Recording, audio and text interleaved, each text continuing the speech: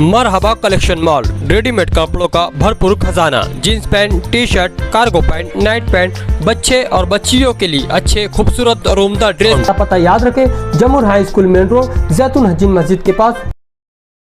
मालेगाव शहरात बांगलादेशी आणि रोहिंग्या घुसखोरांचं प्रमाण खूप वाढले आहे।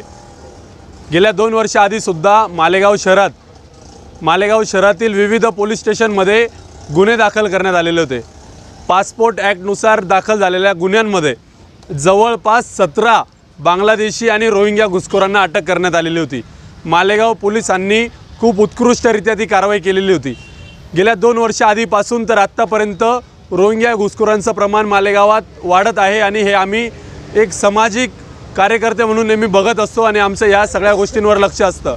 मालेगाव शहरातील ह्या प्रमुख मुद्द्यांवर जसं कोणी राजकीय नेते बोलायला तयार नाहीत किंवा मालेगाव शहरातील या सगळ्या प्रमुख गोष्टींवर, मालेगाव शहरात जे घुसखोरांचं प्रमाण वाढलं आहे या सर्व गोष्टींवर कोणतीही सरकार त्या ठिकाणी दखल घेत नव्हती।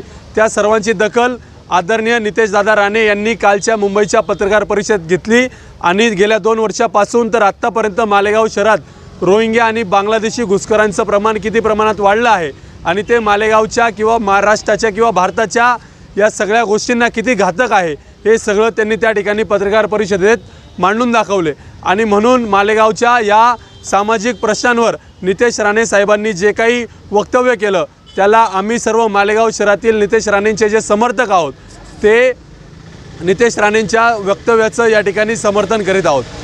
मालेगाव शहरातील कोणताही मुद्दा असेल, मालेगावचा जो किल्ला आहे त्या किल्ल्याचं अतिक्रमण असेल, मालेगाव शहरातील रोहिंग्यांचं किंवा बांगलादेशी घुसखोरांचं जे वाढतं प्रमाण आहे किंवा मालेगावच्या महसूल विभागात लँड जिहाद प्रकरणावर जे काही काळा बाजार सुरू आहे या सगळ्याला एक्सपोज करण्याचं काम आदरणीय नितेशजी राणे यांनी केलेलं आहे।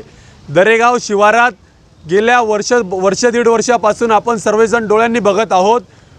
दरेगाव शिवारात, द्याने शिवारात रोहिंग्यांचं आणि बांगलादेशी घुसखोरांचं या वस्त्या वसवल्या जात आहेत आणि ह्या वस्त्या कोणाच्या प्रभावाखाली किंवा कोणत्या व्यक्तीच्या समर्थनाने बसवल्या जात आहेत या सगळ्यांची सखोल चौकशी झाली पाहिजे।